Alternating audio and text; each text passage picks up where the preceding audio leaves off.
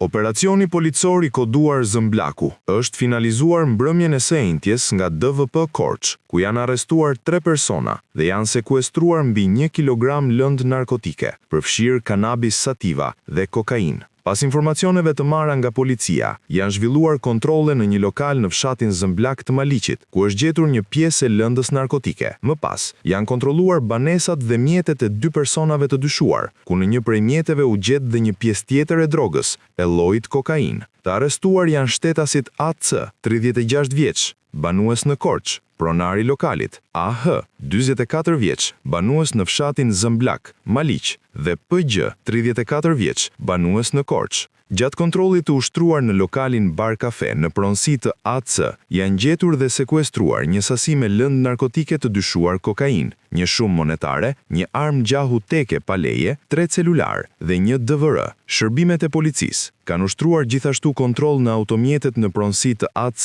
dhe AH, ku në mjetin e AH është gjetur një sasi me lëndë të dyshuar narkotike, kanabis sativa. Nga hetimet e kryera, dyshohet se PG kishte rolin e porositësit të lëndës narkotike, AH ishte transportuesi, ndërsa pronari lokalit AC ishte përgjegjës për shitjen e lëndës narkotike. Gjatë operacionit janë sekuestruar gjithashtu një armë gjahu pa leje, 2 automjete, një shumë monetare, 3 celular dhe një DVR. Në bashkëpunim me prokurorin, vijon puna për dokumentimin e plot ligjor të veprimtarisë kriminale të këtyre shtetasve. Materialet procedurale I kaluan prokurorisë pranë gjykatës së shkallës së parë të juridiksionit të përgjithshëm Korç për veprime të mëtejshme.